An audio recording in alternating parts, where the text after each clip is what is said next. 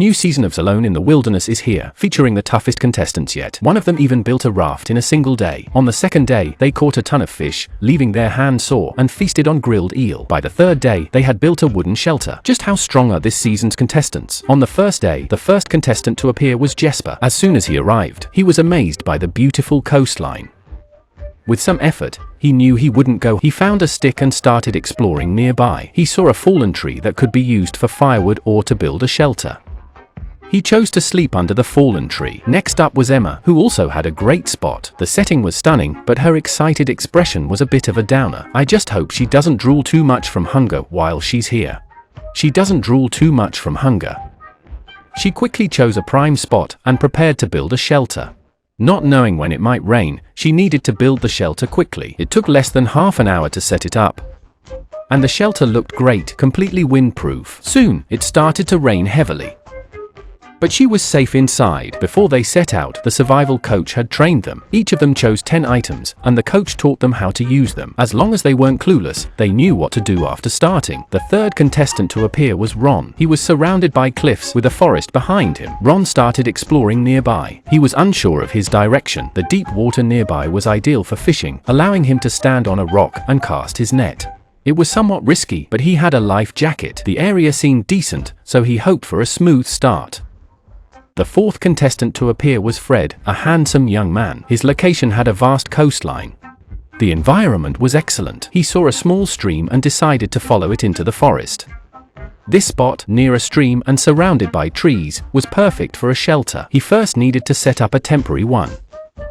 I've seen many shelters being built, but never like this. He bent a tree and covered it with a waterproof tarp. Didn't he worry the roof might blow off overnight? Once he secured both ends, the shelter was complete. The inside remains roomy. Miguel, the fifth contestant, has already picked a spot for his shelter. Using ropes to bind a tripod, is he planning to build a permanent shelter so soon? After setting up the support frame, he draped a waterproof top over it. Miguel's shelter is likely the best yet, well sealed and spacious inside. A large rock at the shelter's entrance blocks the wind, and Miguel's fire pit keeps him warm at night. Jesper found a rusty barrel nearby. Although it can't be made into a raft, the metal sheets can be put to good use. They could be turned into a fireplace or an oven. He started a fire on the ground and collected many branches nearby. He threw all the branches on the fire. Dude, what's with the huge blaze? Aren't you worried about starting a forest fire? Jesper found a fresh pile of dung nearby that looked somewhat appetizing. There were no berries in it.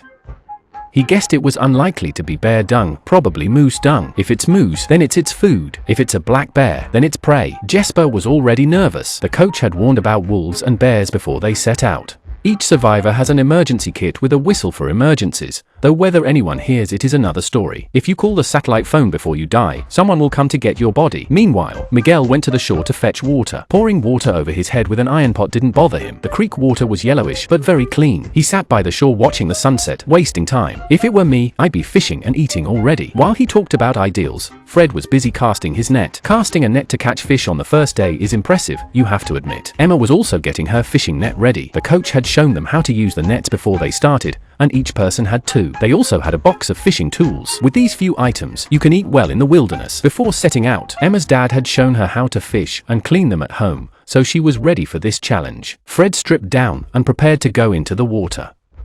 The weather wasn't too cold yet.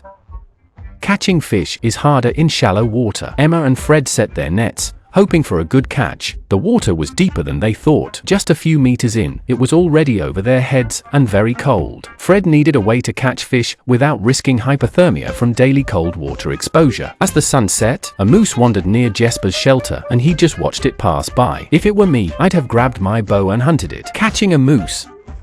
That moose could feed you until the show ends. The next morning, Emma woke up early and mentioned she had a nightmare. She considered quitting and heading home early, a real nightmare for a contender. After waking up, she checked her fishing net at the shore. Hoping to catch breakfast, Ida checked his net, set up yesterday, with high hopes for a catch.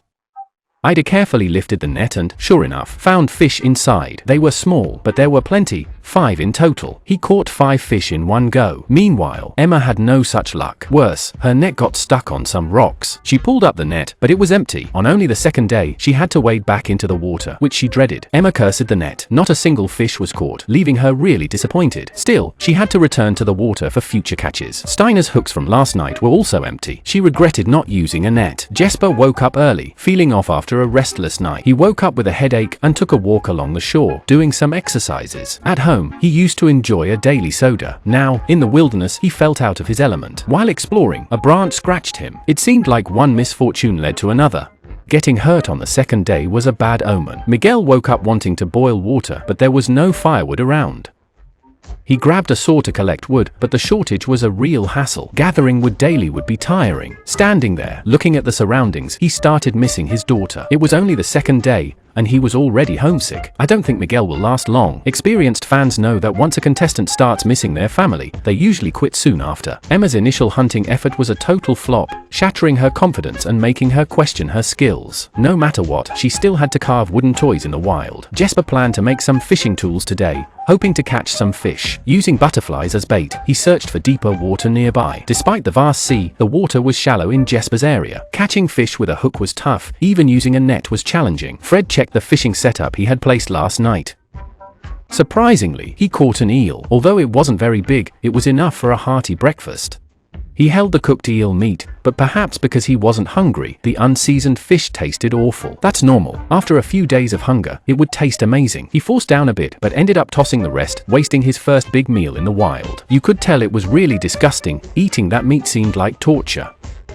He hoped the net would catch some deep. Jesper began working on a permanent shelter, aiming for a small cabin. At the same time, Steiner was crafting a cone-shaped structure. It was about 2 or 3 meters high and very delicate. Tobin was building a log cabin shelter. The contestants were all busy constructing their shelters. A solid shelter shields from wind and rain, ensuring a good night's sleep. However, it's a big project that takes more than a day to complete. They'll have to perfect it over time. Emma failed at fishing and decided to optimize her net, planning to hang it with driftwood. Using stones caused too many snags. Fred, meanwhile, was gathering spruce branches to build a raft. He then laid a waterproof sheet on the ground. Currently, only Emma and Fred were focused on fishing, which was definitely a good thing. Since they need enough food to stay energized, Emma reset her fishing net. But she only put half the net in, leaving the rest on a stick. I really don't get why contestants do this sometimes. Fred tied the branches into a circle with ropes. I've seen many rafts like this. The technique is pretty straightforward. He swiftly completed the raft's frame and then covered it with a waterproof sheet. As long as it doesn't leak, it can float. He made the raft in just half a day, really fast. I hope he can catch some fish. Everyone was busy working, except for Miguel, who spent the day fetching water and missing his daughter. He regretted not bringing her. He strolled by the creek to the mountaintop, seeing only mountains and water. He saw no one around and pulled out his satellite phone to quit. I told him not to make trouble. It's just the second day, and you already want to quit? You'll be fined $1 million. Miguel was too drained to cry. Emma, who hadn't caught any fish, collected a lot of mushrooms. His hands were dirty from the mushroom slime, so he spat on them to clean them. After cleaning his hands, he began eating dinner. I often find the contestants' behavior baffling. Their logic is beyond me. In short, this isn't typical behavior. After his meal, he lay down in his shelter to sleep. Miguel longed for home and TV, so he looked at photos of his wife and daughter, with a drawing of his wife on the back. An experienced person would know this is for when he needs it. On the third day, Ron woke up early and made a wish.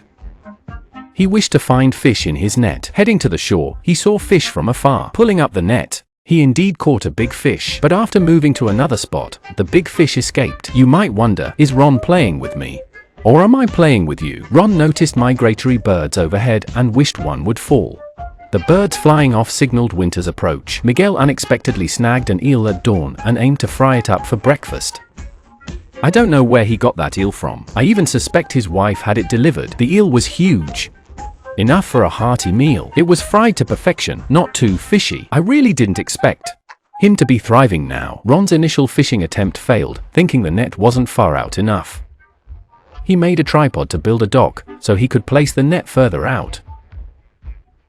Shallow water often troubles contestants. While setting the net, Ron slipped and fell in. In seconds, he gulped down a lot of water. Catching fish was out, he was already waterlogged, and even injured his foot. This was beyond unlucky. Emma also started building her shelter. It seems every contestant has good hands-on skills.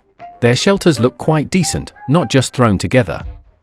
She quickly finished building her shelter. Her speed was impressive. Ron knew he had to rebuild the dock to make future fishing easier. This time, he tested it to make sure it was stable before standing on it. Falling into the water again would be embarrassing. After eating, Miguel started collecting wood again. He needed a lot of wood each night to stay warm, but he wasn't rushing to build a shelter since he had time. Even chopping a piece of wood took him half a day. Working for a minute, daydreaming for half an hour, Fred has finished making his raft. Now he needs a paddle, and he spotted a tree branch nearby. With the branch and some waterproof cloth, he can make a paddle. Fred is feeling upbeat, and I'm optimistic about his chances. This is his second try at setting the net. He took his raft out and placed the net farther this time. Hopefully, he catches plenty of fish. Enjoying the sunlight, he took a bath, making this survival experience feel like a vacation. Emma, meanwhile, has settled into her new shelter. A mushroom created a shelter. Does this mushroom have magical powers? Now that she has a shelter, Emma's next focus is on securing food. The food she gathers will dictate her quality of life. I must say, this season's contestants are very skilled. Their handiwork speaks for itself. Tobin's shelter is also complete, and it's a small cabin. Building a permanent shelter in just 3 days is incredible. A soft branch bed, a stone fireplace, and a drying area. Can you believe it? Ada's shelter is almost done too. Adding more branches inside makes it more substantial. This showcases Ada's talent. This season is a contest of the strong. After constructing a dock, Ron returned to his shelter to treat a foot injury. Jesper is also injured and very worried about infection. What surprises will they bring us next? Can't wait for the next episode's update. A new season of living alone in the wilderness is underway. Contestants are crafting impressive shelters while battling hunger. After a week without food, one finally landed a big fish. Eating an entire grilled fish made him so full that he had to rush to the bathroom. On the 4th day, Ada woke up early and admired the beauty of the place. Naturally, he found it stunning. Catching for big fish on day 2 gave him the best start. He also built a shelter. Although it's not perfect, it's sufficient for now. Ada sets up nets every day. The shallow water makes fishing tough. If he doesn't catch any, he'll have to eat berries. It's better than going hungry. Jesper plans to improve his shelter today, starting with the back wall. A wooden shelter requires a lot of wood, but it's the most comfortable. Jesper is tirelessly collecting wood nearby, which is exhausting him. Building a shelter is hard work. You can't start without a full stomach. Ada collected a pound of berries. Sitting on a rock by the shore, munching on blueberries and taking in the view, he thought catching some fish would make it even better. Blueberry sauce on grilled fish would be delicious. While eating blueberries, she suddenly missed her father. Ada's family raises horses. Ada is an excellent rider, a very skilled girl. Well, I don't know what I'm talking about anymore. Eating and suddenly feeling sad, perhaps she misses her deceased father too much. This time, she aims to win the $1 million prize to better her life. I hope she can persevere. Ron is back at the shore, set to catch fish. She even made a raft, similar to Fred's. Did she borrow it from Fred? With the raft, she can place the nets deeper. For him, building a permanent shelter is useless without first securing food. Tobin, however, made building a permanent shelter his priority. He wants to finish it before the rainy days. Tobin's small cabin is almost complete, with a bed inside. He even placed large stones on the ground, making his shelter the best so far. Before nightfall, he heads out to fish for food. Tobin depends on fishing for food, but has only caught 3 fish in 4 days. Steiner woke up feeling really down. He hasn't caught any fish yet. If this continues, he might have to go home early. What I don't understand is, why doesn't he try using nets instead of just hooks? Could using both get him in trouble with the authorities? Fred hasn't caught any fish either. Yesterday, he made a way to set up a net, and this morning, he had some berries for breakfast. After breakfast, he thought the environment here was great and decided to build a shelter. He tied a rope to a tree. He saws the wood and pulls it down with the rope. There are plenty of trees here, perfect for building. Building a nice wooden shelter is totally doable. Fred quickly gathered a lot of wood. Amy woke up early to discover the fire was out, and now she's clueless. Starting a fire is a pain, and she's just sitting there sulking. Come on, it's just a fire. Can't you just get the fire going again? Why are you crying here? Amy's pretty handy, after all. But her attitude's off. She loses confidence when the net's empty and when the fire dies. She feels useless right now. It's such a lovely day, yet she's acting like it's a disaster. If it's that awful, just go home and cry in bed. Either head home and let your boyfriend sort it out, or quit crying here. But no, she just pops on her headphones to chill with some music. I can't believe her. While others pack practical gear, she brings headphones for music. She seems to treat survival like a holiday. I can't fathom the contestants' choices. Fred's another strange one. He even tried to grab a venomous wasp with his bare hands. If it stings him, he might as well call it a day. Not the best idea. Steiner is sitting around her shelter, sunbathing, when a wasp starts bothering her. Looks like they've got some bad blood. Steiner grabs a stick, ready to battle the wasp. After a few rounds, the wasp meets its end. While working on his shelter, Tobin ran into the wasps too. He grabbed an axe and swiftly dealt with them. It looks like wasps are everywhere. Jesper's facing the same problem, catching them one by one. It feels like the wasps never stop coming, but Jesper catches and roasts them on the spot. He's a tough guy, and they actually taste good. After eating, he just hopes those wasps aren't toxic. Fred's net finally worked, and he's by the shore enjoying grilled fish. For the first time in 4 days, he enjoyed some fish while watching a beautiful sunset. Meanwhile, Amy pondered human insignificance.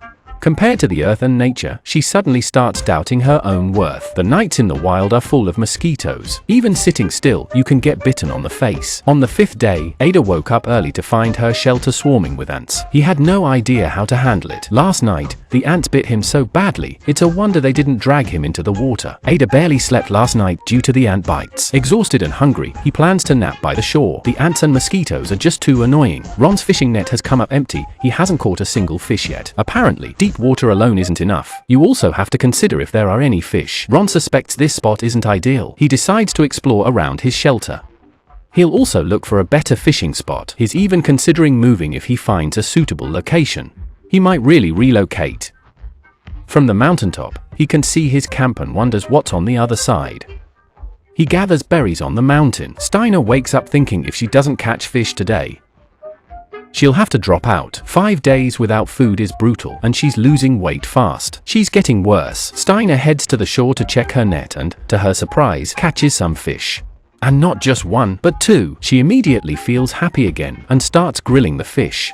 Miguel starts his day with a breakfast of berries, despite their awful taste, because they're the easiest food to find. After breakfast, he heads to the shore to chop wood for a spoon, but he gets sidetracked and starts daydreaming. He works for a minute and daydreams for 2 hours, then loses the spoon. Seriously, what is this guy doing? Steiner finally grills her fish. After 5 days without food, it tastes heavenly. She says she's never had such delicious fish. As she eats, she thinks about her family and recalls promising them she'd stick it out until the end. Now that she has fish, she's determined to stay until the end. But before catching them, she was ready to quit. She's so fickle. They say hunger makes people focus on food, but once they're fed, they start missing home. I just don't get these contestants sometimes. And Miguel, I can't figure out what he's up to. He doesn't set nets for fish or work on his shelter. Is he just here to goof off? Ron has been wandering the mountain for hours, mostly just eating berries. Well, if you can't catch fish, eating more berries isn't too bad. He found a fallen tree here and plans to cover it with a waterproof tarp. That way, he can make a shelter. Moving the shelter up the mountain might not be ideal, but this spot is perfect for building one. Seeing this, he's already planning how to build the shelter in his mind. Let's hope he can create a nice one. Catching fish is still his top priority over building the shelter. He needs meat for energy to work. There's a small bay nearby. He wants to try fishing here. Jesper is considering the position of the shelter's door. He's debating whether to place the fireplace in the middle or near the door. His shelter is just a quarter done, but I love his little wooden bed. Suddenly, he spotted a reindeer swimming in the river. He'd heard about reindeer swimming, but never seen it himself. Catching this one would solve his food and water worries. This reindeer could be the same one he saw before. Sadly, Jesper can't hunt it. The beach is covered in reindeer tracks. Not being good at bow hunting, he can only drool over such animals. Maybe he doesn't even want to catch this reindeer. Ada is gathering edible grass vines. Those who haven't caught fish have to eat grass. He made a pot of grass root soup, which tastes like delicious potatoes. Meat-eating foreigners say it tastes like chicken. Eating grass is said to taste like potatoes. Ron sat here for a long time after exploring. He wants to move the shelter to a sunny spot. It's the 6th day, and a strong wind is blowing. Miguel feels it too and quickly heads to the shore to face the north wind. The fishing net is still in the water. He's really concerned the waves will carry it away. Ada is getting ready to pull in the net too. The rougher the waves, the pricier the fish, since they're tougher to catch. Meanwhile, Jesper is still enjoying the wind. This old sea dog knows how to enjoy life. Fred's shelter is greatly affected by the wind. The wind hits Fred's shelter directly, so he's still in a temporary tent. Ada's mood is sour due to the strong wind. The wind is too strong to catch fish, so he decides to use a fishing hook out of hunger. He wishes he'd used it sooner. Using both the net and the hook would increase the chances of catching fish. Ron is also living in a tent. He's just getting by on river water and still hasn't caught any fish. If this keeps up, he might need to think about relocating. It's now the 7th day. It's been raining all day. Fred's shelter is leaking. It's not waterproof. Water is dripping from the branches above, making things worse as the rain intensifies. Only in bad weather do you realize how important a good shelter is. Fred couldn't take it anymore. He decided to build a shelter in the pouring rain. His frustration was through the roof, and he built 2 walls in one go. While building the shelter, he cursed the weather, which perhaps gave him more motivation. Tobin is also facing trouble. Despite building a good shelter, water started flowing down the mountainside. His shelter became a small stream. Feeling helpless, Tobin went outside to find the water's source, but it was already a mess. Ada checked one of her nets and found it empty. She hoped the second net would be better, but it was also fishless. Perhaps there just aren't enough fish around. Failing to catch any made her think about quitting. After all, starving by the river isn't an option. Ron checked his net and finally caught a big fish. It's really lucky to catch fish here. It's the first fish he's caught in 7 days. There was even a small fish in the net. This big fish was enough to make him excited. When I saw his fish, I understood why there are so few fish here, judging by the length of this fish. It should be big, but it was very thin. A thin fish means there's not much food for them here, which is why their nets have been empty. Jesper was also checking his net and caught another big fish. Jesper's fish was quite plump, after days of hunger. Catching a big fish was a joy. This fish gave him hope to survive. There were no fish eggs in the belly, indicating it was a male fish. Ada, who hadn't caught any fish, was nearby gathering mushrooms and started crying again. She cries whenever things get tough. She might as well cry for $100,000 from the show to go home.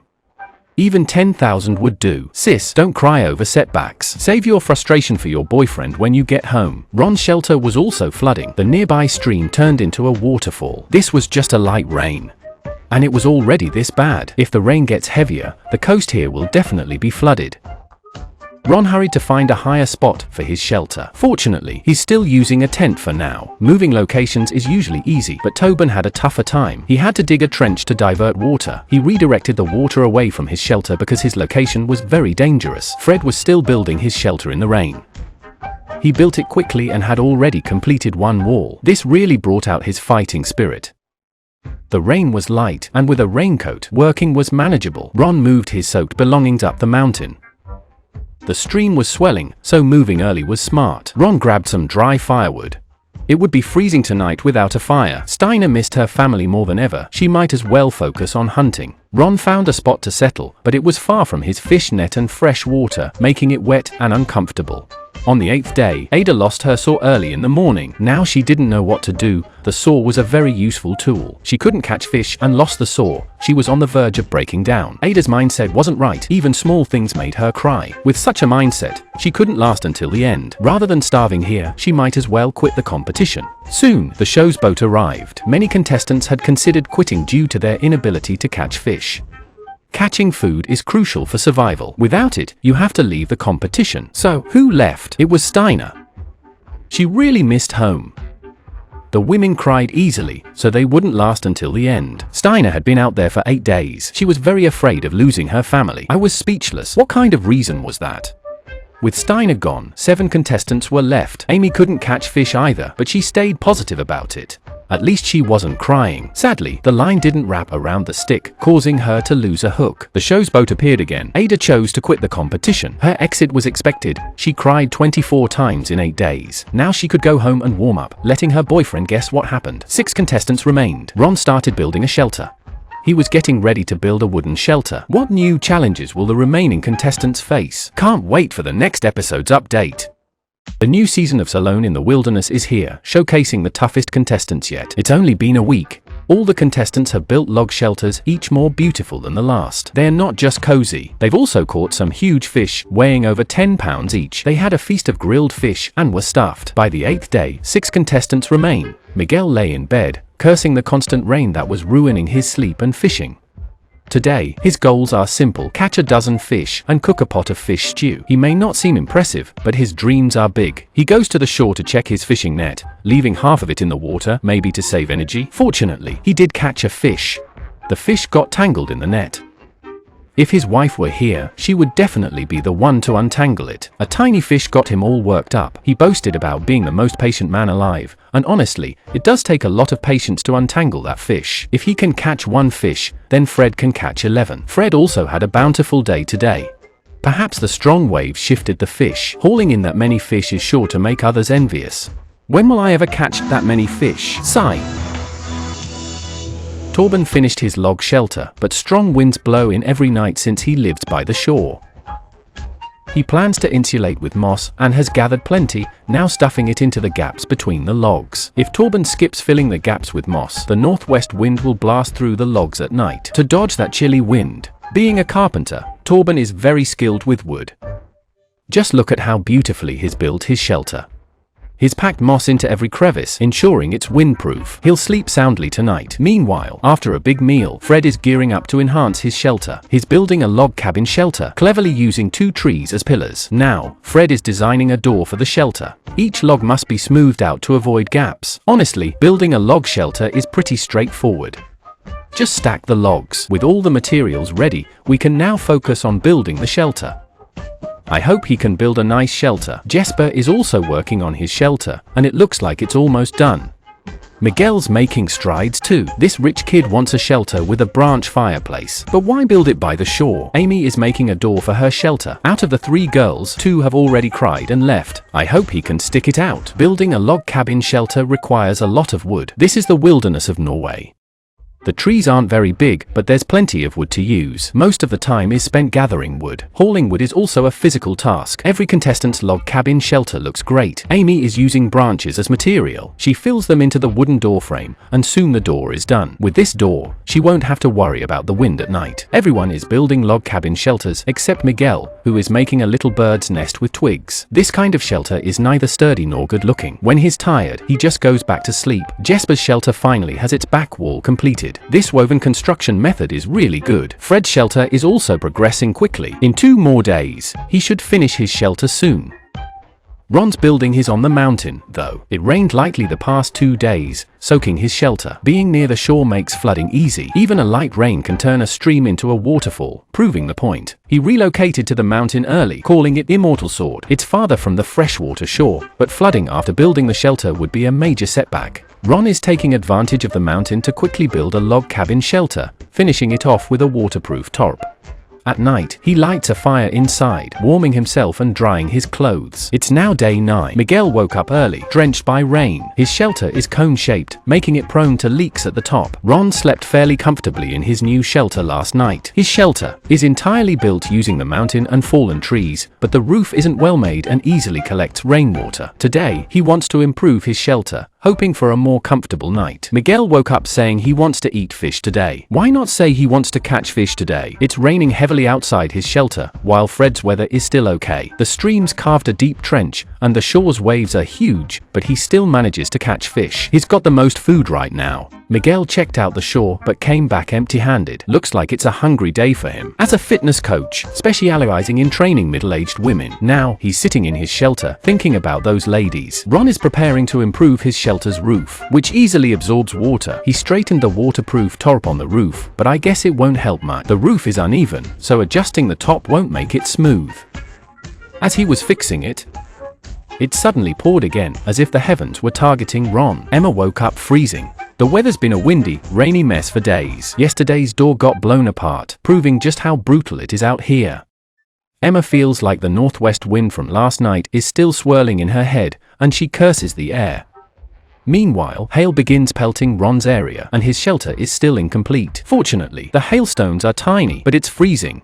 Working in such conditions is really tough, and it's driving him crazy. Miguel, at least, isn't dealing with hail. He's sitting by the shore eating berries. On the 5th day, he took out his plan. The plan outlines his weekly tasks, such as gathering firewood in week 1 and storing fish in week 2, constructing a toilet in week 3, and crafting a canoe in week 4. He's full of plans, but they're just that, plans. From the beginning, he's been gathering wood, but fishing is too tough. He's stuck on step 2 and can't move to step 3 without catching fish. Every day feels pointless for him. Meanwhile, Fred's enjoying great weather, eating well, and working on his shelter. He's living the most comfortable life. He even built the door to his shelter quickly. With fish to eat, he doesn't mind working hard.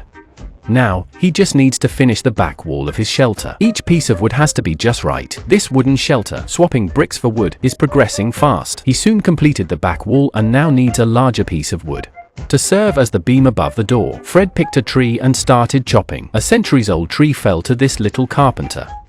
He brought the wood back to his shelter and placed it above the door. Fred's little cabin is now 90% complete. When the sun came out, Ron got right back to work on his shelter, tightening the waterproof tarp and filling bigger gaps with moss.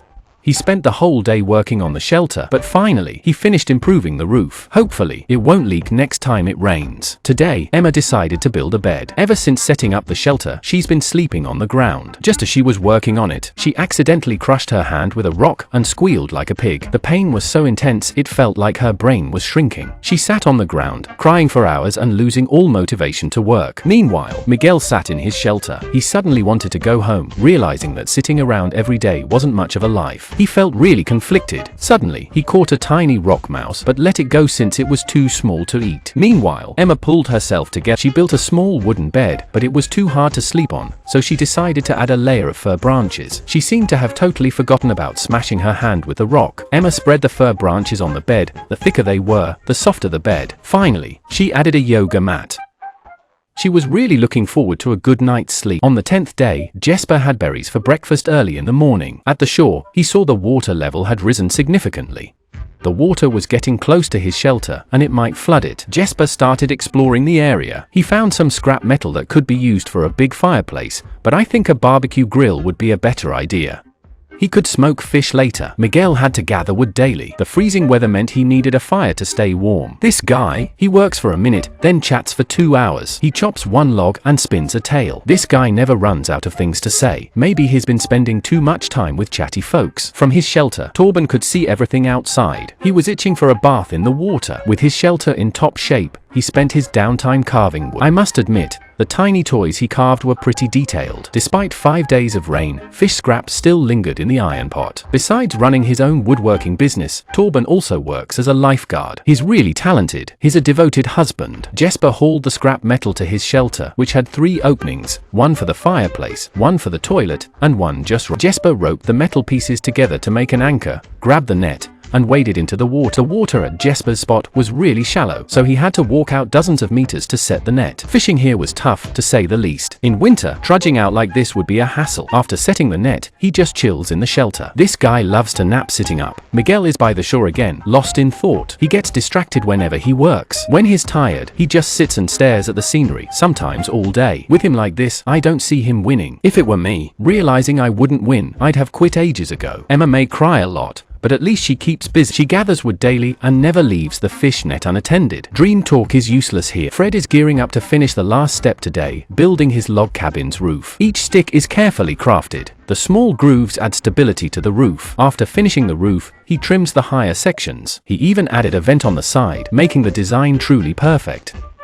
Then, he lays down the waterproof cloth. A small log cabin is basically complete. After securing the waterproof cloth, he starts building a small bed. By day's end, he's finished everything and strikes a killer pose at the door. Is he trying to charm the wilderness ladies? It's the 11th day. When Emma went out to pee today, she saw that the water level in Hyan County had tripled, and the mountain creek was gushing out. On the 9th day, she caught 3 fish, but kept them in the creek to stay fresh. She used many stones to press the fish down. She believed her method was foolproof, but woke to find the water turbulent. She wanted to check the situation, but the current was too strong for her to stand steadily, leaving her to hope the fish hadn't been washed away. Truly, this was a case of man proposes, God disposes. Today, Fred packed up and relocated to his new shelter, which is likely safe from the water.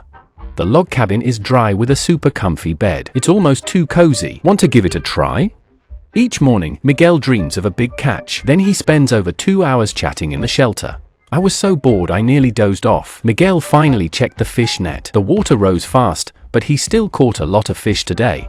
He caught 4 fish and danced happily by the shore. They were small, but enough for a hearty meal. Emma came to the shore again to check the situation. The water flow had decreased a lot. She hoped the fish were still there. Fortunately, the stones kept a few fish safe. At least Emma wouldn't starve. Meanwhile, Fred is moving into his beautifully built shelter, complete with tools hanging on the walls. The walls double as shelves, freeing up space for a bedside table. There's even a fireplace in the shelter.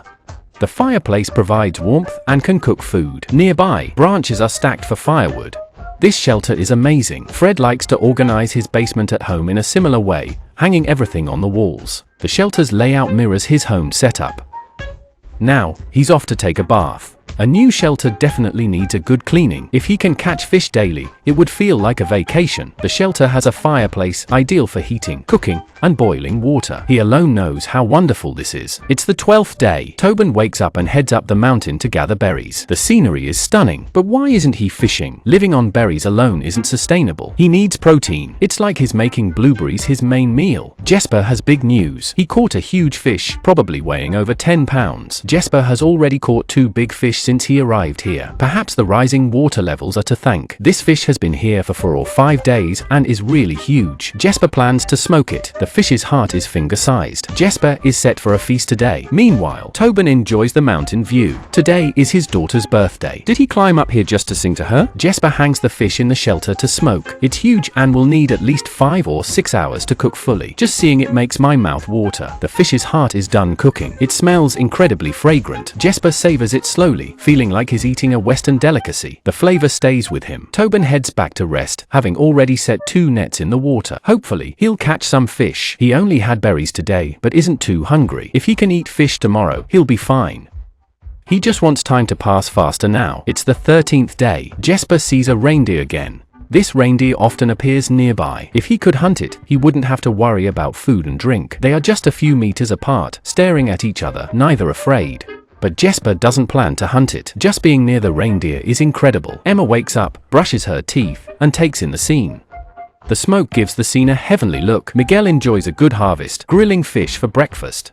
Miguel had a good run, but now both he and Emma were ready to leave. They were exhausted from life here. Miguel missed his family a lot and was always ready to call it quits. Emma felt the same way. Soon, the show's boat appeared. It's tough to predict who will quit. Miguel just ate some fish, and Emma hasn't cried lately. They seem emotionally stable. I believe Miguel, having fire and food, is less likely to quit. Just my opinion. Is this guy really quitting? He just ate fish and now wants to leave? Why come here at all? There's no real survival challenge here. If it's just homesickness, the show should either pay them $1 million or not let them join at all. If they join, they shouldn't leave just because they're homesick. What twists will the contestants bring us next? Stay tuned. Alone in the wilderness, contestants are up against the show's toughest challenge yet. They have ample food each day. Despite having ample food, they haven't been able to relieve themselves for 10 days. To aid digestion, they eat wild herbs daily. It rains daily, causing the water level to rise and threatening their wooden shelters by the shore. Are now at risk of being flooded. Water has started seeping into the shelters. So, how do they survive using their own skills? The latest season of Alone in the Wilderness is on its 13th day, with just 5 contestants left. Early this morning, it started hailing. Jesper went to the shore to check the situation. The hailstones were so big they could kill a dog. He hurried back to the shelter for cover. Now, he's mainly worried about the rising water level since his shelter is so close to the shore. When he arrived, he set up his tent under the wooden structure. The water level is now 20 centimeters high, showing how fast it's rising. Fred's coastline is also gradually disappearing. He is starting to feel uneasy because the water is rising too quickly. The rain continues to fall. Jesper is ready to move at any moment. The water will likely reach his shelter in less than 2 days. Tobin checked his nets at the shore and found just a small fish. The rain paused briefly before starting up again. This weather makes it hard to work and is really damp and uncomfortable. Fred pulled up his fishing nets. He initially thought he had just one small fish, but there were several more. Fred is the most comfortable right now, with a beautiful shelter, and he has caught so many fish. The last big fish was enough to get him excited. It was an unexpected bonus. If one fish lasts 2 days, the 7 he caught today will last at least 9. It'd be great if he could smoke the extra. Today's catch was really high. A few days ago, he caught 11 fish, and now he has caught so many more. Fred has no experience smoking fish, so he has to store the fish under moss, hoping they won't be stolen by animals. Emma is preparing breakfast in the shelter. She hasn't gone to the bathroom in ages. Today, she opted for a hearty meal of fish and nuts. A balanced diet is more nutritious. She hopes this meal will help her go. Jesper is exploring the jungle and finds a large patch of wild herbs. Consuming these herbs aids digestion and eases constipation. Afterward, Emma sits in the sun with a very deliberate posture. He's trying to poop, but his stomach hurts if he can't. Jesper, too, is desperate to poop and has been eating herbs constantly. It looks like pooping has turned into a key survival task for the contestants. Since Ron moved uphill, he has to trek down daily to get water. It takes him 30 minutes to reach the water source, which is quite a hassle. On the bright side, he doesn't have to worry about flooding. Ron is thinking about placing his fishing net farther out to catch some fish, as he's currently surviving on berries. A few days back, he landed a big fish, so he's not too hungry now. He carefully cleans the berry juice since it's precious food. He knows there are fish in the water because he caught a big one last time, which lasted him a few days. He's now making several fish hooks to boost his catch rate. Back at his shelter, Fred cooked a pot of fish. Right now, his shelter is the best, making survival seem like a vacation. Emma finally pooped. I'm at a loss for words. She even pooped in front of the camera. Seeing her trying to poop made my brain freeze for a moment, and she still couldn't get it out. It seems she didn't eat enough today. Hopefully, her stomach won't bother her tonight. She couldn't poop today. She's really upset now. Emma is sitting here, feeling so bad she could cry. I've never seen a contestant cry over constipation. Maybe she truly hates this. She's already in tears. She cries at least 3 times daily. She didn't cry this much even when she missed her family. I'm at a loss for words right now. Fred's chowing down in his shelter. Even without any seasoning, he can still eat the meat in big bites. I remember when he first started, he looked so uncomfortable eating fish. It's a stark contrast to now. There's still a lot of fish left in the pot for a midnight snack. The water keeps rising, and Jesper is very worried. The water at his shelter's entrance is rising fast. Jesper's already in his life jacket, ready to evacuate anytime tonight. It's rare to build such a nice shelter. With this kind of rain, if it were me, I'd find a spot and set up a temporary shelter before it gets dark. Ron lives on the mountain top, and rainy days are a big hassle for him too. He can't go out to work, so he stays in the shelter, improving it by laying pine needles on the ground to keep it dry. Emma is going wild in the shelter, apparently forgetting the camel's mishap today. Seeing him so cheerful, I almost want to remind him about the camel's poop. On the 14th day, Tobin checked the shore early in the morning. The water level had risen a lot, even though the weather had improved. But the weather here is as unpredictable as a girlfriend's mood. He's considering moving because if he stays, this place is sure to flood soon, and he's running out of time to build a new shelter. Tobin headed up the mountain to find a better spot. Jesper has a different idea. Although the water level is high, it hasn't reached his shelter yet. I assumed he was cutting down trees for a new shelter, but he was just enhancing the original one. Jesper's shelter is so well crafted that he doesn't want to leave it. However, given the circumstances, it's not wise to keep improving it. He thinks the nearby ant nest means it won't flood, which seems somewhat logical, but not entirely. Regardless, he doesn't believe the water will rise that high, so he keeps cutting down trees to enhance the shelter. Honestly, the shelter is impressive. If I were him, I wouldn't want to give it up either. Ron had a cup of hot tea after getting up. He's preparing to go to the bay to set up nets, believing he can catch a lot of fish. Ron is skilled in both hunting and building. He knows how to fish and often goes diving when he's at home. Ron has extensive outdoor experience. Every time he goes down the mountain, it takes him half an hour. He hopes to catch a lot of fish this time, otherwise, the trip would be in vain. He saw the water was very calm here and hoped to catch some fish. Meanwhile, Emma called a doctor. He said he was living well here, eating fish every day, and wasn't injured from work. The doctor asked why he called him. Emma mentioned he was constipated. The doctor promptly left, speeding away without a second glance. You shouldn't blame him. Actually, it's him. Can you stop talking? The doctor's treatment of Emma really upset him. And Emma calling a doctor for constipation? Did he think the doctor would dig it out? Emma suddenly fell into deep thought. Is this poop the doctor's responsibility? After Ron Ron went down the mountain, he returned to his previous shelter location. Seeing the current water level, he was glad he moved early. The bay used to be quite shallow. At least you could see the dock he built. Now the dock is completely submerged. He had to build a new one. Ron used a raft to place the fish net in deeper water. I've always wondered how he got the raft. After a lot of work, he set the net, but didn't catch anything today. He'll have to come back another day. The road is really too far. If it were winter, it would definitely be hopeless for Ron. Fred still has 6 fish left. He's not worried about food or drink for now, but the fish won't last long. He needs to eat them quickly. Fred is grilling fish in the shelter to avoid wasting them.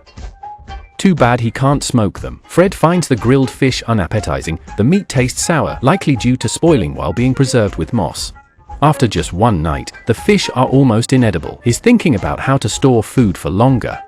If he eats spoiled fish and gets sick, it's not worth it. He threw away the 2 fish he grilled today. It seems wasteful, so he's thinking about what to do next. Emma's coastline is gone, and he's cleaning up the fishing nets. It started raining again out of nowhere. Emma's stomach is upset, likely due to constipation. Now he's really bored. When he's bored, he feels like crying, so he looks for something to do. If I were him, I'd go fishing in this nice weather. Every time I see that tense look on his face, I want to pull him with a rope. Suddenly, Emma is acting crazy by the shore. Sometimes I really can't understand his behavior. Ron woke up to find the sky grey again, and he's not in a good mood. He chose to head to the bay to inspect the nets, knowing a round trip uses the energy of 1 fish. He paddled out on the raft, setting the nets deep. He hoped to catch some fish, but came up empty-handed, thinking the spot was cursed. After 2 trips with no luck, Ron decided to give up on it. Not catching a single fish makes Ron feel hopeless. Emma has been jumping around here for hours this morning. I feel hopeless too. The fish king is resting in the tree, hoping fish will swim into the net on their own. One person is going nuts by the shore. Someone else is losing it inside the shelter. Fred, bundled in over 10 layers due to the cold, opted for an early dinner. Then he went to bed early, deciding to sleep in his clothes to stay warm. Suddenly, a spider crawled on his clothes. He just popped it into his mouth, which left me stunned. They really will eat anything. Fred brought all the fish back to the shelter. He began making dinner, while Ron fretted over his lack of food. He hadn't had fish in days and craved meat. Before nightfall, he went down the mountain to check the fishing nets again. While exploring the jungle, Jesper found some animal bones. He took them back to decorate the shelter. Is this really appealing? He decorates the shelter with all sorts of things. I must admit, foreigners' ideas are quite baffling. What animal is this massive green-headed skull from? Anyone know? Jesper wants to use this sea bone to keep evil spirits away. I find it pointless since the creepiest thing is already on his shelter. Hopefully, he won't have nightmares tonight. The water keeps rising and is now at Tobin's doorstep. If it rains again, the shelter will be underwater. Tobin is at a loss. He dreads moving, but has no other option. Meanwhile, Ron is back at the bay. He waits for the waves to settle before setting the net. Fortunately, he can do it without getting wet, or fishing would be tough. Ron places the fishing net far out. If he can't catch fish in such deep water, he's at a loss for where to try. Today, Ron made 3 trips and is completely worn out. Emma, on the other hand, keeps jumping around. It lifts her spirits, but she gets down when she stops. She perches on a rock, munching berries to regain her strength. Ron scaled the mountain thrice today, really pushing to catch fish. Fred eats fish every day, but he says chickens don't poop because they haven't eaten any fiber. Almost all the contestants have this problem. They either can't poop or have. This means they either get constipated or have an upset stomach and get diarrhea. Emma has already started eating grass. Now Emma's diet is very balanced. Every meal includes fish, berries, and a lot of grass to keep her digestion smooth. They really focus on their meals. Contestants often worry about food, but I've rarely seen them this concerned. It's day 15, and the heavy rain started again this morning. Tobin stands at his shelter's entrance, watching the water rise to his feet. Fred comes to the shore to collect the net. With such big waves, only a skilled contestant can set the fishing net. Today, he only caught seaweed, no fish. Now, he has to spend hours untangling the net. Jesper finished breakfast and is watching the waterline rise, which has gone up over 30 centimeters today. The leaves are 40 inches long. At this rate, he needs to consider moving. Early this morning, Ron came to the shore to check the fishing hooks he set. Even in the heavy rain, it doesn't stop him. Luckily, he caught a fish with the hook. Although it's not a big fish, it's enough to get him excited. Meanwhile, at Jesper's place, the water has risen 2 meters since the start. Now he realizes he shouldn't have built his shelter here. He used to believe in the nearby ant nest. Ants can drown, but can he? It's raining nearly every day, and the contestants are having a hard time. Could you survive a month in this rain? Fred's gloves, which took 5 days to dry, got wet again today, and his shelter is starting to flood. Tobin's shelter is already submerged. It looks like he's living on a stream. The male contestants are very positive. Despite the extreme weather, they haven't fixated on the hardships or considered quitting. They've all built wooden shelters. This season's contestants are the toughest I've seen. Fred's bed is wet, and the others, except Ron on higher ground, might need to move. The water outside Tobin's shelter is rising. Fred found out why his bed was getting wet. A pool of water has formed outside his shelter, and he needs to drain it. He can't figure out why there's so much water. It feels like the water never stops flowing. Could this be a water source? Even worse, more rainwater has pooled at the back of the shelter. Jesper's situation is temporarily stable, but he is also considering moving. Ron is currently the most comfortable, with smoked fish in his shelter. Good nutrition and rest are crucial. Fred is draining the rainwater. Jesper's shelter, built in 14 days, was flooded in just 2 days. The show's boat appeared again. Emma decided to quit because she felt unwell. She ate daily but had no bowel movements, which impacts the body. I understand why Emma chose to quit. At least it wasn't because of a negative attitude or homesickness. He dismantled his shelter before leaving. With Emma's departure, with Emma gone, the contestants remain, all maintaining a positive outlook despite the relentless rain. The cold and damp have made the challenge tougher. The harsh environment has them brainstorming ways to improve their comfort. Fred has fixed his shelter by redirecting the rainwater, showing a commendable optimistic attitude. This episode showed me an unprecedented survival spirit, how to change and adapt to the wild environment. This is exactly what we aim for. Ron, observing the rising water, is relieved he relocated early. Jesper keeps an eye on the rising water, while Tobin watches waves reach his door as he lies in his shelter at night. The water rises the most at night, so he won't sleep. It's nighttime now, and he has to wait until morning to act. Fred knows tonight will be tough with the heavy rain, forcing him to repeatedly check outside. He went to the shore to find a solution. This is his fishing tool. Jesper is ready to escape the shelter at any moment. Despite the immense challenge, none of the 4 men have talked about quitting. Their resilience truly impresses me. So, what surprises will they bring us next? Stay tuned for the next episode. The wilderness expert's survival skills are unimaginable. They faced a rare 60-year flood, waking up soaked. He knew the spot was unlivable and took apart his wooden shelter.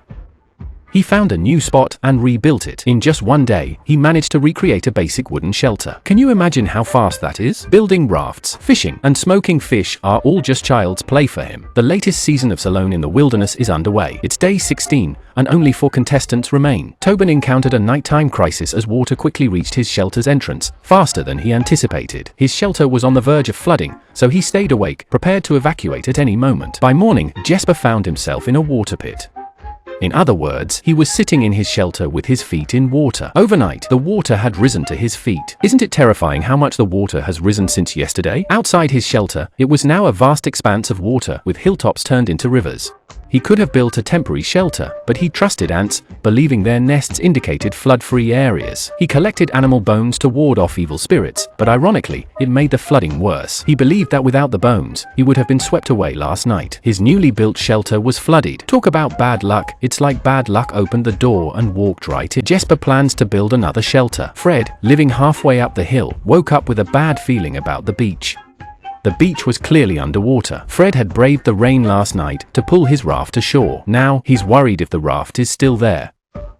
If the raft is gone, fishing will become difficult. Fred is down to his last fish and is feeling the pressure. The waves had already reached Tobin's shelter, rising faster than expected. He went up the hill to find a spot. Unfortunately, the hill was also covered in streams. He couldn't determine the best spot, but had to find one today. Another night, and he might end up sleeping on water. Fred checked the shore. The coastline was gone, but the raft remained. With the raft, he can venture further to set fishing nets. He still had one paddle, the other was missing. But those are minor concerns.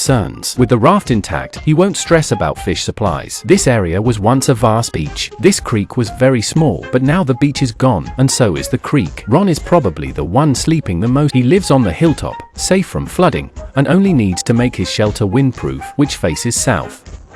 He's unconcerned about the wind and can light a fire inside his shelter to cook and stay warm. Ron was very clear-headed and moved here early. Jesper is still struggling. He once preferred to trust ants, rather than believe his own eyes about the rising water levels. Now, he and the ants are both soaked, with water reaching his bed. With daylight, he has time to build a shelter. Does he want to wait until he's sleeping on water? If he doesn't move now, the flood will move him tonight. The producers mentioned this is the worst flood in 60 years. Jesper checked around and saw everything was underwater. The creek's flow grew more violent, and the lower jungle areas filled with rainwater. No matter where he looked, he still believed the original shelter spot was ideal. Just a few meters over, it would have been perfect. Tobin had breakfast before the peak season, luckily with some berries. His fishing spot was underwater. Luckily, he had a rope to pull the fishing net, but the area was deeply submerged. Ron hesitated to retrieve it. Would you risk it? Would you dare to risk getting the net? There might be big fish below, or it could just be debris. Jesper wandered around his shelter, constantly thinking about moving. Jesper returned to the shelter, packed his things, and looked for a higher spot to spend the night. As Jesper walked away, he kept glancing back. Tobin tried to retrieve his fishing net, but it was tangled and ruined by the wind and waves, leaving him without any fish. Tobin dismantled his small cabin, planning to find another place to build a shelter. Tobin was back to square. From being the first to build a shelter, he now had to start over. He initially spent a lot of effort building a good shelter, but now he had no motivation left. Fred was in his shelter, unaffected for now. He could even argue he was in a better spot than Ron, who had to trek half an hour for water, while everyone else worried about the rising water. He was the only one focused on making a paddle for his fishing net. When building his shelter, he was a diligent carpenter, and when fishing, he worked tirelessly at fishing. Jesper moved his belongings, but couldn't find a dry spot. Water was everywhere. He couldn't figure out where to sleep. He spotted a giant bird's nest in a tree, but couldn't settle there. Perhaps he could spend the night up there. Just then, the show's boat reappeared. Despite the immense challenge, all the contestants share one common trait: they focus on managing the water, rebuilding shelters, finding new places to spend the night, or actively fishing. They never utter a single word about quitting the competition. This time, the show's crew showed up not because anyone was quitting, but to check on the contestants during this rare, once in 60 years disaster. Jesper remains optimistic. He told the crew that he has already started moving. Although the environment here is very bad, he shared his plan with the crew. His survival spirit is exactly what I've been looking for. Building a temporary shelter here. But he chose a relatively low spot. Isn't he afraid it will rain again at night? And flood him once more? This temporary shelter can only be used for lying down. It must be very uncomfortable to live in. Let's just hope the tide recedes quickly. Jesper used to be the most comfortable contestant. Now he is the most comfortable contestant. He is here. He is already the most comfortable contestant. He is already the most comfortable contestant. He is already the most comfortable contestant. He is already the most comfortable contestant. He is already the most comfortable contestant. He is already the most comfortable contestant. In just a few days, facing two different situations was tough for him to handle. His fate felt like a roller coaster. From the moment he trusted the ants, fate began to shift quietly. Ron's shelter sits on a hill. Today, he gathers wood to enhance his shelter, a task that drains much of his energy. Tobin is rebuilding his shelter too. This season's contestants are incredibly strong, with 4 still in the game.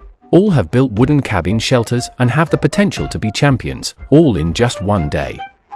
Tobin has already built a temporary shelter. Although it's not perfect, it's quite decent. Just hope it doesn't get flooded again. Tobin is very efficient and has great hands-on skills, building 2 shelters even if he hasn't caught any fish. He's still optimistic. Jesper is trying to start a fire despite the damp conditions, which would be impressive if he succeeds.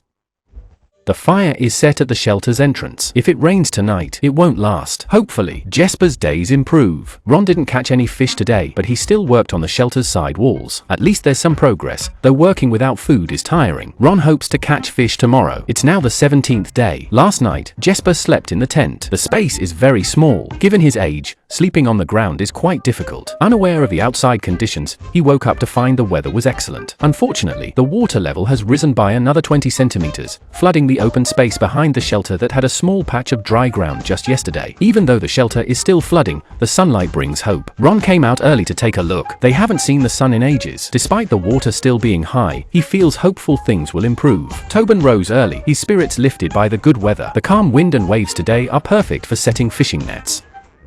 Fred, the youngest contestant, has an admirable optimism and has caught the most fish. He built a wooden shelter and a raft. I hope he wins. Tobin imagines having fried chicken burgers here.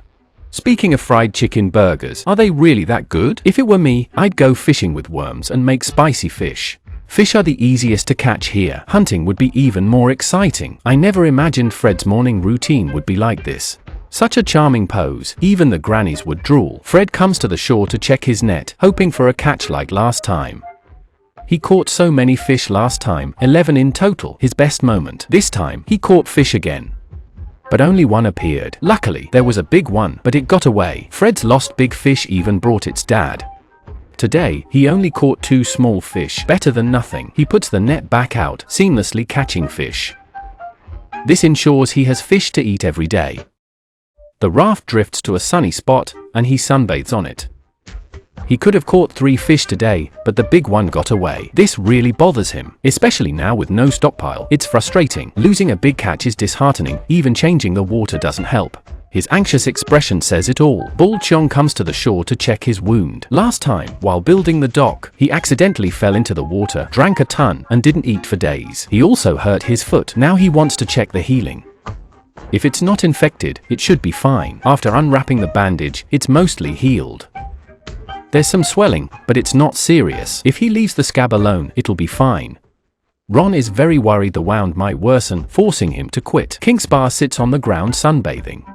He's collected some stones and found an animal bone, guessing it's a moose's, as there's a moose nearby. It looks like it's sleeping, but it's actually casting a spell, sensing how many are left. It also predicts that after the flood, the contestants' territories will shrink. Isn't that obvious? With floods everywhere, they'll move to dry spots. Soon, the show's boat appears again. Tobin has decided to quit. During the flood, his fishing net was washed away. Seeing no hope of winning, Tobin chose to leave the competition. Getting food is tough, and the shelter had to be moved. It's understandable if someone quits. Tobin was great at building. Catching fish still relies on luck. With Tobin gone, 3 contestants remain. Jesper is just sunbathing today. He's essentially just killing time. The fishing net he hung out to dry is behind him. Now he's off to retrieve it. Unexpectedly, he managed to catch 2 fish. His luck is off the charts. He can have a hearty meal today. He could stretch the 2 fish over 2 days by eating sparingly, but he decides to eat them all at once since he's been starving for days. He needs to be full to have the energy to work. Once he's eaten, he grabs a piece of wood to carve a toy fish. Jesper looks at a photo of his son and decides to make a wooden barracuda. At home, he often goes fishing with his son. I'm just curious, why is his son so young when he's already so old? Can anyone with experience explain this? He soon finishes carving a fish for his son. That evening, Fred is still thinking about the fish that got away today, hoping to catch more tomorrow to make up for it. Ron, living on the mountain, has the only advantage of lying down and watching the moon. It's day 18 now. Fred heard a bear nearby last night and slept clutching a knife. Doesn't he worry about cutting himself in his sleep? After waking up, he stays in bed. This wooden bed has a magical pull that makes people want to stay in bed. Ron eventually rises, sips his tea, and heads down the mountain to check his fishing net. He's created a path through the mountain grass. Animals use game trails, while people use paths. Ron reaches the shore and notices the water hasn't receded at all. Where there used to be many visible rocks, but now they're nearly all underwater. Jesper gathered a few pounds of grass at dawn and had boiled grass for breakfast. Cow dung grass fills the stomach, but Jesper eats it for digestion. Surprisingly, the grass soup tastes good. This old man used to drink cola daily, but out here, he has to settle for grass soup. Ron strolls along the rocky shore to his old fishing spot. The water looks deeper here. He tugs at the fishing net, but it won't move. It seems stuck. In a careless moment, he breaks the rope, showing his bad luck. Meanwhile, Fred easily retrieves his net. He carefully lifts the net, revealing fish one by one. Though they're small, he manages to catch 6. Today was another successful day. These fish would last him several days. He tied 2 fish together. He intended to grill 2 fish for breakfast. Fred is currently the most comfortable contestant. Meanwhile, Ron needs to dive to retrieve his essential fishing net. The fishing net is his lifeline. The water isn't very deep, but he must give it his all to retrieve. Luckily, he managed to get the net back, and it was full of fish. Ron ended up catching 11 fish today. That's twice as many as Fred. Ron hung up the fish, planning to make smoked fish. He then went out to gather some berries. Eating a variety of foods is healthier. After eating 2 fish, Fred was still hungry and began grilling more for lunch. Fred appears determined to eat all 6 fish he caught today. Only Fred and Ron have effective fishing methods, giving them better odds of catching fish. Jesper, meanwhile, hasn't been very active. He's not as eager to find food as Fred and Ron. The water level at his shelter has dropped by 10 centimeters. He went back to his old shelter, but it's still too flooded to live in. Fingers crossed he can move back. Let's hope it doesn't rain again. So, what surprises will the contestants bring us next? Stay tuned for the next episode. He grabbed a cup of his morning urine. The red liquid looked gross, but it was full of vitamin. To continue surviving and win the 3 million prize, he chose to drink the urine. The latest season of Alone in the Wilderness has begun. It's now day 19, and there are 3 contestants left. Fred records the days with a knife every morning. This red shirt's been worn so long, it still smells like detergent. Those pesticide residues are really something. His hair is a mess. Fred, who hasn't showered in 19 days, is now a certified stinky man. Norway is gradually entering winter, and the weather is getting colder. Fred urinates right at the door. Downstream, Jesper returned to his shelter early this morning to clean up and placed photos of his family on top. After battling the flood for 3 days, Jesper's a bit of a flood hero now. Just 3 days ago, the waters crept up to his bedside overnight. He had to pack up and sleep in the jungle for a few days, returning daily to check on his shelter. The next day, the water rose another 20 centimeters. He felt like dying. On the 3rd day, the floodwaters receded in a single day. Today, he got back to his shelter, but it was really damp. A day of tidying up would help a lot. Jesper noticed it was much colder this morning, with water all over the jungle. He went back to move his things. Returning made him look 10 years younger. No wonder Jesper was reluctant to leave his beautifully built shelter. Ron spotted a furry bee early in the morning, a sure sign that winter was near. He began gathering firewood. He hauled the wood to his shelter for easy access in winter, which can hit overnight in Norway. A heavy snowfall can cover everything. Fred planned to make a door today. He had been using fir branches to block the entrance. He aimed to craft a small wooden door to keep out the winter cold. With that goal, he built a precise frame. And he did it very precisely. Looking forward to seeing him make a beautiful door. Jesper made a bow and arrow. Is he planning to hunt that reindeer? I've never seen a contestant make a bow and arrow before. Jesper usually hunts with a rifle at home. But he usually hunts with a rifle. He seemed quite pleased as he fiddled with the bow and arrow, then struck a pose by the shore. Check out his stance. He likely believes he could shoot down the sun, and even crocodiles would fear him. Time to hunt and see what he catches. Meanwhile, Ron has chopped enough small logs to last 2 days. This pile of wood should last him 2 days. He dried a lot of moss on the logs, he packed the dried moss into the cracks, ready to eat in winter. Then, he went out to gather more moss. He spread it out for warmth. This wall is the best I've ever seen. Inside, there's no worry about the wind hitting your face. Currently, all 3 contestants have excellent shelters. Each one can last through the winter. It all comes down to who has more food. Ron goes fishing every day. His strategy now is to keep busy so he doesn't think about his family. Miguel, however, would take a short break and then spend half an hour talking about his family while working. He left because he missed them too much. Steiner quit earlier because she was too bored and constantly thought about her family. Tobin left because he lost his fishing net. They all shared a common issue: boredom. Ron knew that thinking about his family would make him leave so he tries to keep his mind off it. Fred, on the other hand, is loving life here and likely has the best attitude of the group. He's great at hunting and crafting, but he has a bad habit of peeing at the shelter's entrance. Even alone, he finds ways to stay entertained. Surviving out here really challenges your mindset. Right now, he's doing well by fishing. Jesper is quietly practicing with his bow and arrow, determined to hunt for food with it. None of the contestants are slacking. It's all about patience. On the 20th day, Fred checks his fishing nets each morning. As he pulls in the net, it feels heavy. He thought he had a big catch, but as he pulled, there was nothing. Did the big one escape again? Today, he didn't catch anything, but Ron had a great haul. He caught 5 fish today, enough for a hearty meal. Every time he catches fish, it boosts his confidence. These 5 fish will help Ron stay here longer. He cleaned the fish by the shore, eating the hearts raw. The fishy taste must be strong, but he can eat anything. Fred went back to the shelter, donned his waders, and checked the second fishing net. He caught a huge fish this time. This fish is probably the biggest Fred has ever caught. It struggled in the net, and Fred almost lost it. He grabbed a stick and hit the fish on the head twice. That wasn't enough, so he kept hitting it. Anyone who's killed before knows. Whacking the head with a stick gets more satisfying each time. Even when hung up, the fish kept struggling. I've never seen such a stubborn fish. This fish is massive. Fred hauled it back to the shelter before heading to the water for a bath. The kitchen waste in the south is deadly. On the 21st day, Jesper woke up full of energy, raising his bow and arrow as if to shoot down the sun. Jesper's still got plenty of fat reserves, so he could easily go without food for another 10 days. Older folks have an edge in survival. They don't need much food and can endure longer without personal needs. Ron keeps saying winter will be freezing. Whenever he gets a chance, Ron gathers moss to stay warm and block the wind. He's really smart for doing this. I always think that being prepared creates opportunities. Can't wait to see how Ron does. Jesper, on the other hand, landed a big fish today. This guy has incredible luck. Catching fish here might be easy for him. He often catches big fish. Today, Jesper caught 2 big ones. With plenty of food and drink, he just lounges by the shore daydreaming. Why not catch and store more fish instead of just sitting around? On the 22nd day, Ron didn't sleep well last night. The waterproof cloth was flapping loudly, and the shelter was still very windy. A ton of northwest wind blew in last night, signaling colder weather ahead. Ron figures they have 2 more days before it gets really cold. It will definitely get colder here. Jesper looked at the scenery and also felt the weather changing. He took out a cup of morning urine. Drinking it can replenish vitamins. This cup of urine, looking like blood, he actually drank it. My goodness. This guy is unbelievable. It tastes a bit like Western cola. How can he drink that?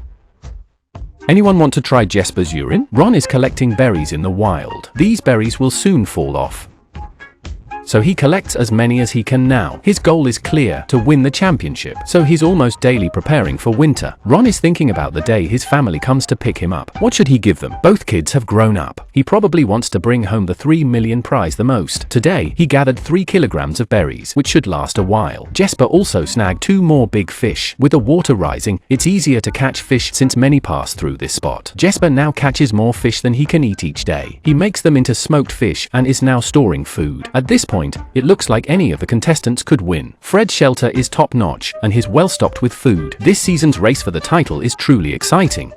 None of the contestants appear weak so far. The weather is changing dramatically as days pass.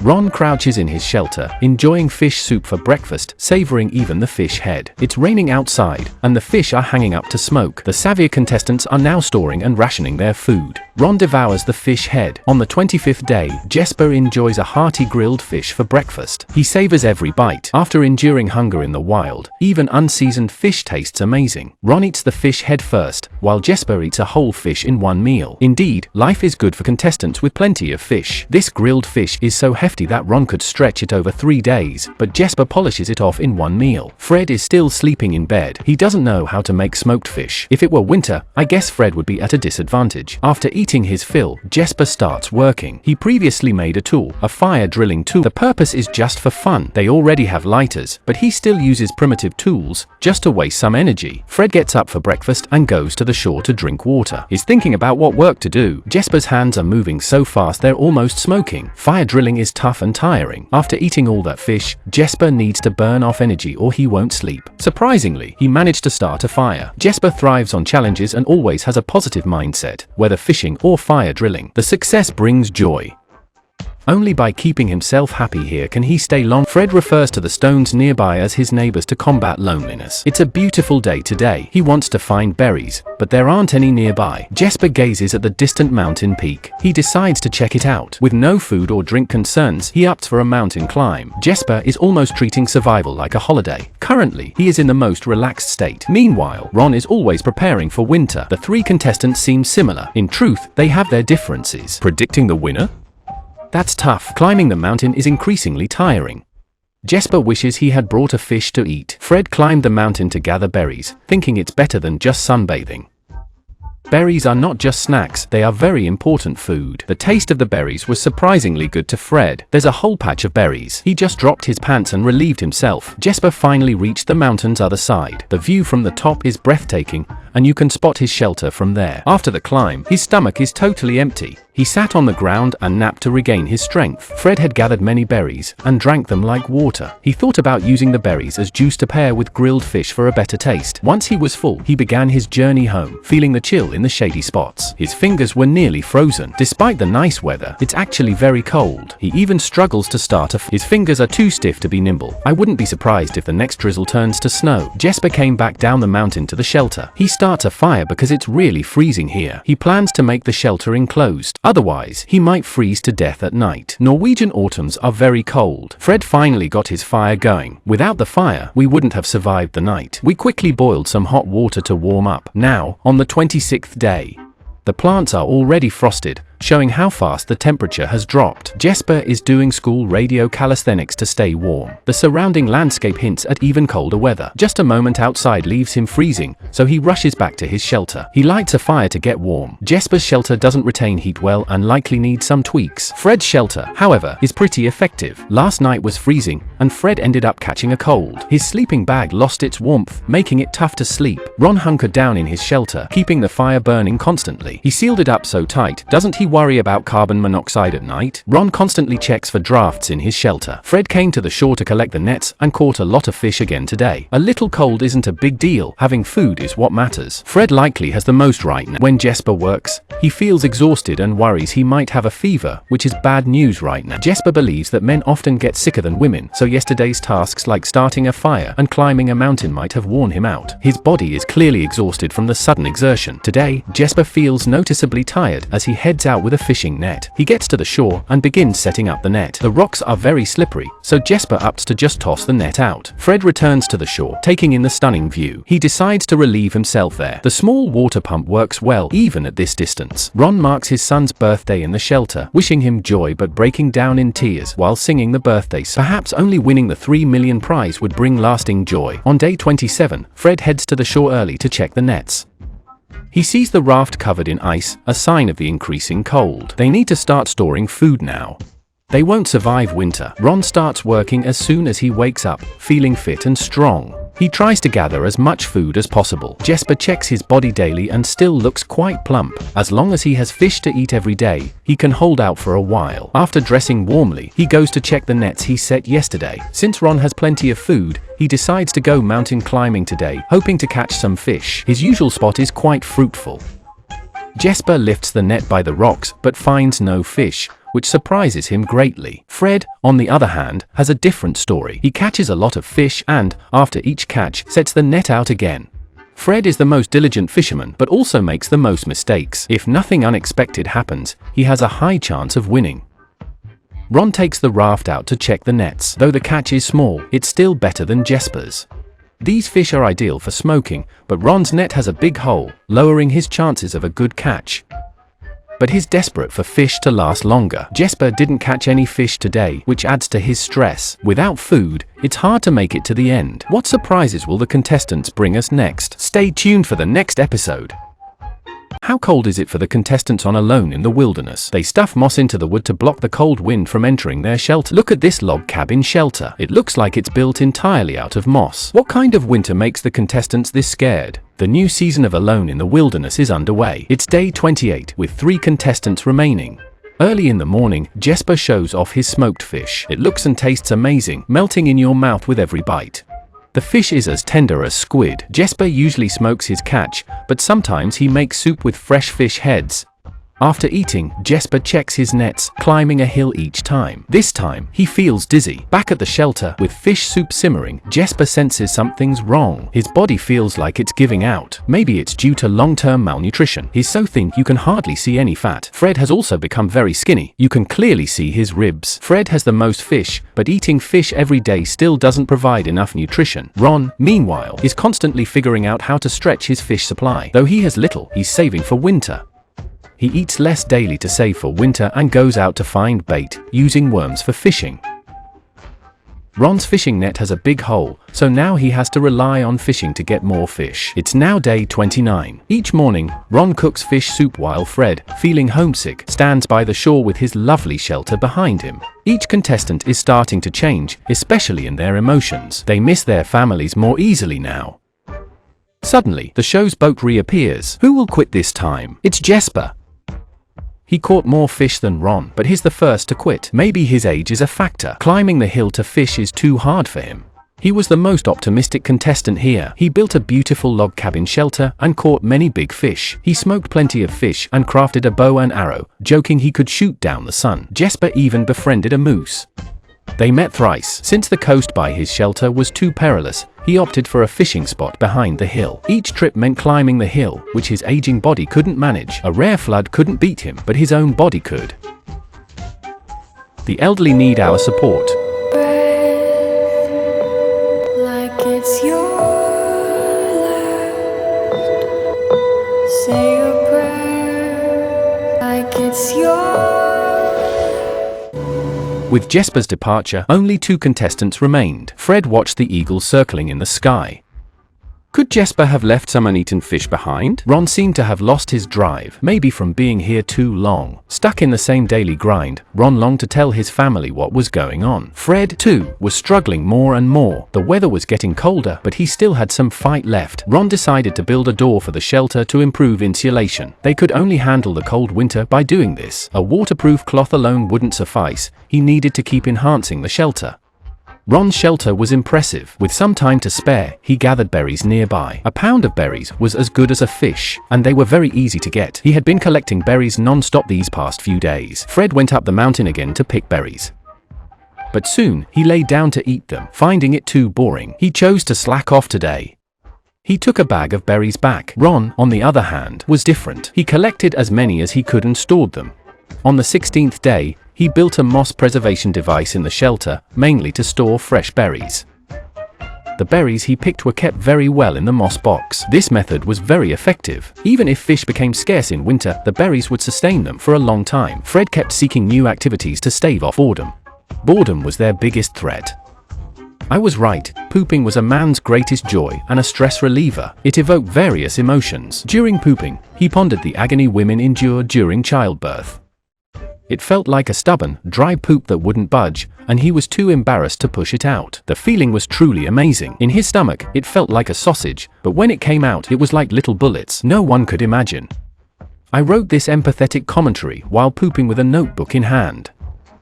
Although it was a battle, Fred was the clear victor. On day 30, he went to the shore in the morning to check the nets and only caught 2 fish. The weather was getting colder. The catches were dwindling. Fred had always used just 1 net, as no one had brought 2. He decided to use a spare net. Next, he plans to use both nets together to catch fish. Maybe this way, he can catch more. As the days go by, Ron also mentioned that the fish are fewer, yet he caught 7 fish. I suspect he's pulling our leg. If he eats 1 fish every 2 days, 7 fish would last him 17 days. If he still says there are few fish, he might as well be Fred. Ron lives on a mountain, and the trek back home each time is tiring, but fishing makes it worth it. In the evening, he found just 6 fish. How could one be missing? He was sure he caught 7. No matter how many times he counted, there were only 6. Did a ghost eat one? At this point, every fish is crucial. He had to go out and look for the missing fish. Luckily, he found it, but the head was already rotten, probably eaten by an animal. It's now the 34th day. Early in the morning, Ron repaired the entrance and wrapped the wood with moss. This shelter should withstand the harsh winter. Building this shelter took a lot of effort. He set up the frame on the 8th day and worked 12 to 14 hours daily to perfect it. Once the cabin was built, he gathered a lot of moss, which is crucial for warmth and wind protection. Now, the shelter is finally complete. There are plenty of berries nearby, and he collects them daily to eat. I've never seen a shelter this perfect before. Ron's shelter is sure to endure the harsh winter. He can't wait for his family to come and get him. Seeing his beautiful shelter boosts his morale. Meanwhile, Fred is idle and unsure if he can endure till the end. If Fred knew he was in second place, he'd be much more motivated. The toughest part of surviving out here is not knowing where you stand. Fred is starting to feel homesick. Luckily, he doesn't have a wife and kids. It's now the 35th day. Early in the morning, Fred went to the shore to bathe again. Perhaps this is the most thrilling activity for him here. Ron is also washing up, just washing his face with hot water. Day after day in the wilderness, if you're used to playing on your phone and watching videos, you definitely can't stay here for long. As the days go by, the weather is getting colder. Fred's holding up well, but Ron's catching loads of fish and has the upper hand. At least he has plenty of berries and a lot of fish to preserve. Time flies. Ron goes out daily with his raft to set the nets. Only he and Fred have rafts, so they can set nets in deeper waters, but catching fish is still tough, likely due to winter. The fish are in deeper waters, so Ron has to trek a long way to catch them, barely managing 1 kilometer an hour. This path will surely be his biggest obstacle. On day 44, Fred is whittling wood in his shelter. Everyone knows what this means. The contestant with the small wood has already left. When contestants are most bored, they choose small wood, so Fred is likely to leave too. On day 45, Ron uses the raft to get the nets, but today they seem stuck. He pulls the rope from the shore, and the rope breaks. If he loses the net, he won't be able to survive here. This still means he can't catch any more fish. Ron is trying to get his net back. Fred, meanwhile, has retrieved his net and caught 5 small fish today. That's enough to last him a few days. Ron only retrieved 1 net, and it was empty. He lost another net. Perhaps the food supply is tightening further. Ron is in a food crisis. If Fred keeps his wits about him, I doubt Ron's chances of winning. He heads back to his shelter, puzzled by the empty net. It's the first time he hasn't caught any fish. Ron thinks everyone is struggling now, but he surely doesn't realize. Fred is still eating well. In the evening, Ron comes back to set the net again. Why set the net at night? He really hopes the net will catch some fish. On day 46, Ron didn't sleep well last night. He's running low on fish, so he only has berries for breakfast and must ration the rest of his food carefully. Ron plans to make fish hooks out of wire. Fred also wakes up. The wind was very strong last night. What will he do today? He goes nearby to collect pine branches and sticks them on the door to prevent drafts at night. His shelter is well built, but the door is drafty, making even a slight breeze feel very cold at night. But it's not as tight as Ron's shelter. He made some giant hooks. Is he planning to fish with them? I think this path will eventually be the end of Ron. He takes the raft out and places the hooks in the water. Was he after fish or monsters? Ron kept scanning the water, and for a moment, I had no idea what he was doing. When he pulled up the rope, I finally understood. He was retrieving a lost fishing net. Luckily, the net was still full of fish. Ron's luck turned around once again. Today, he caught 6 fish and retrieved the net, which made him cry with joy. It's been a tough journey, but Fred also caught 3 fish. He came to the shore to take a sip of water. He pulled his raft 3 meters inland to prevent it from being swept away by the coming rain and wind. Back at his shelter, he planned to reinforce the roof by adding a frame on top of the waterproof cloth and stuffing the gaps with moss. Fred seemed set on competing with Ron. One night at the shelter, he spotted something unusual: 2 moose swimming nearby. This was Fred's first time seeing moose. If he could hunt one, he could probably eat roasted meat every day. He could even completely outdo Ron. Ron felt extremely cold as the wind started to pick up. He retrieved his fishing net. Losing the net to the wind and waves would be a big setback. Fred wondered about tomorrow. It was day 47. The wind was howling today, and Ron saw huge waves from inside. Fishing was impossible in these conditions. The nearby trees were swaying violently. Fred defiantly approached the shore. Ron began to notice the weather too, but it wasn't too bad for him. Maybe the wind wasn't hitting his spot. He felt confident in his choice. Fred observed the storm from his shelter. Watching the enormous waves was exciting, but he had a big challenge ahead as the wind battered his shelter's roof. He faced the fierce winds to secure his shelter. Ron arrived at the shore, surprised by the intensity of the wind and waves. The camera kept toppling over. Fred reinforced the roof, but it still wasn't enough, so he kept adding more wood for safety. After all this time here, it was their first experience with such severe weather, forcing them to huddle in their shelters with nothing to do. Fred had it worse while roasting fish. Items kept toppling over as his shelter leaked badly, with the wind mercilessly battering the small cabin.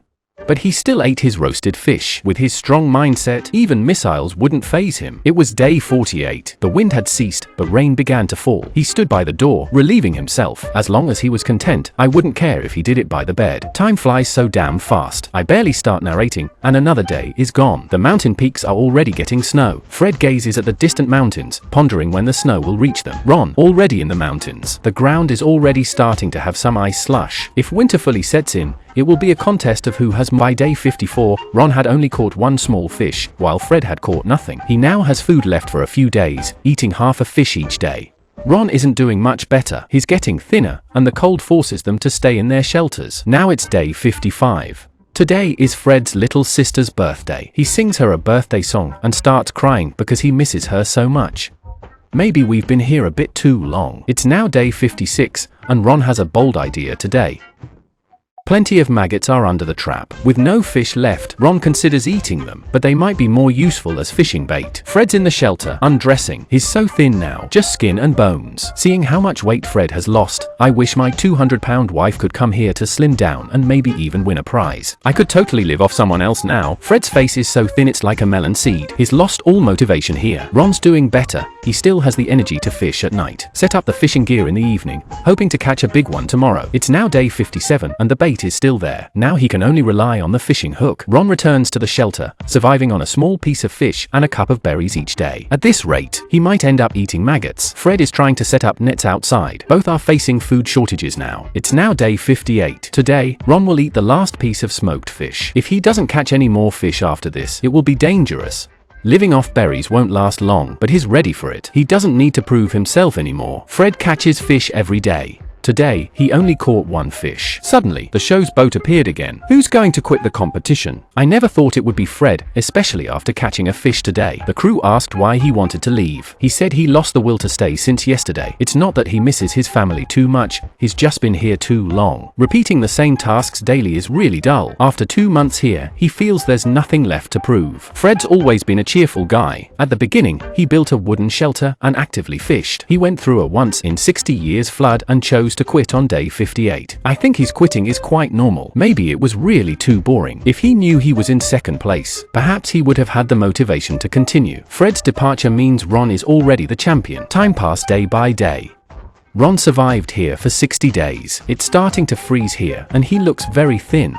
The belt buckle barely fits. The show's boat appeared here, and they checked Ron's health. His wife and son quietly came here. Ron thought this health check would lead the show to persuade him to quit. When his family walked up from behind, Ron saw them and was so moved he couldn't speak. Ron truly deserves this championship. Fred was also excellent, but maybe Ron needed this. 3 million to improve his life. Ron survived here for 60 days. Everyone has witnessed his abilities. He can't describe his feelings now. Maybe the prize money is the only way to show how he feels. Season 4 of The Danish Alone has officially wrapped up. Tap to follow and stay tuned for the full story.